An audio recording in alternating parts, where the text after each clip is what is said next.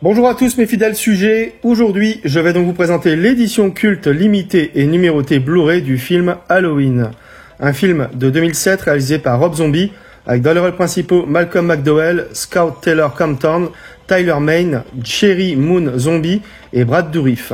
Donc c'est édité par ESC, alors il s'agit d'un digipack et cette édition est limitée à 3000 exemplaires, donc on va regarder ça de plus près. Alors tout d'abord, le fourreau cartonné avec une finition spot gloss. Donc sur ce recto, on a un visuel qui reprend l'affiche originale du film. Donc ça c'est parfait. Donc il est indiqué ici version censurée et non censurée. Donc un film de Rob Zombie, le titre du film donc Halloween et les logos donc Blu-ray Disc, ESC et Cult Édition. Donc encore une fois, on aurait pu largement s'en passer des logos ici sur le recto.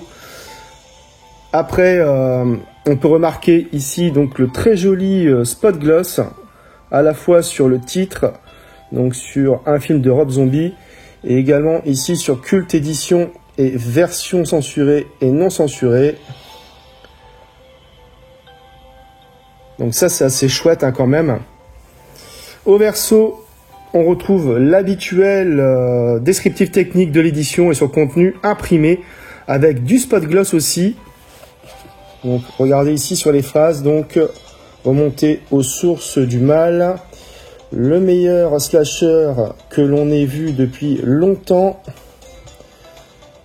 L'écran fantastique, donc sur le supplément et donc inclus en un poster collection. Mais bon, tout ce qui est technique, je reviendrai dessus ultérieurement. Sur la tranche,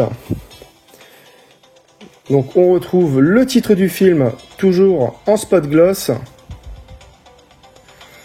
Et donc, exactement ce qui était indiqué donc, sur le recto, donc Blu-ray. On a Lionsgate en plus, donc une petite photo ici de Michael Myers et donc ESC et Cult Édition. Donc je comprends pas pourquoi continuer perpétuellement à les indiquer sur le recto. Je trouve que sur la tranche c'est beaucoup plus discret. Mais bon.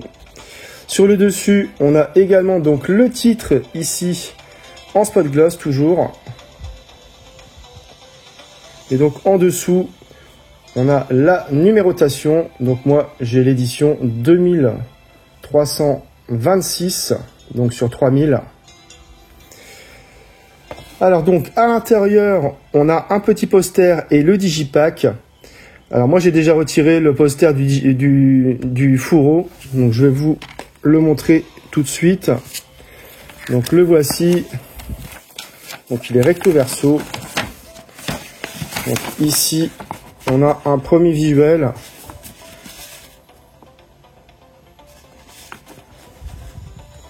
Et donc de l'autre côté, on a l'affiche qu'on connaît le plus, selon moi.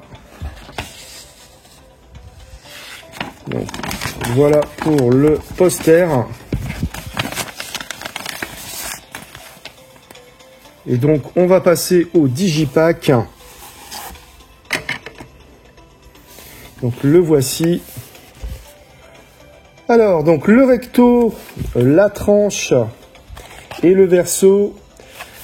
Ça reprend en fait comme visuel le livre fictif The Devil's Eyes, écrit par le docteur Sam Loomis sur la vie de son patient, donc Michael Myers. Donc rien à dire au niveau des visuels, c'est bien défini. Donc c'est de finition mat. Donc je vais déplier une première fois. Donc ici, on a quelques photos comme visuel. Et donc déplier totalement. Donc on a les 3 disques avec des sérigraphies donc quasiment identiques, il y a juste la couleur qui change. Donc ici on a donc le Blu-ray, donc dans sa version donc le film non censuré.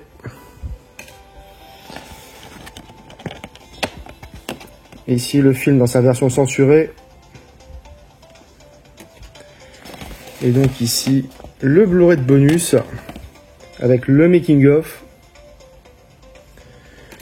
Et donc, on a droit à un joli artwork interne avec une continuité. Voilà, déplié à l'extérieur, voilà ce que ça donne.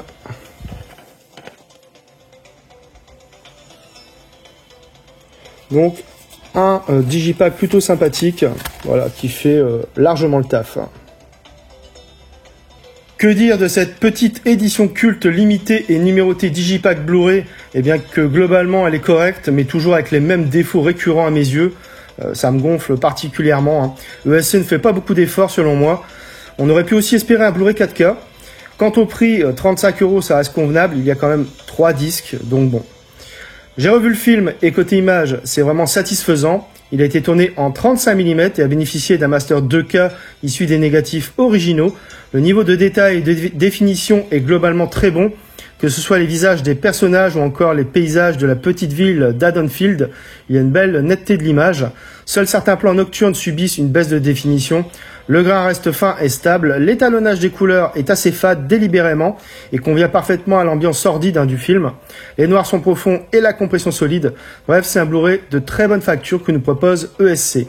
Au niveau des pistes sonores, que ce soit pour la version cinéma ou la version longue, enfin la version non censurée, on a du DTS HD Master Audio 5 points pour la VO comme pour la VF.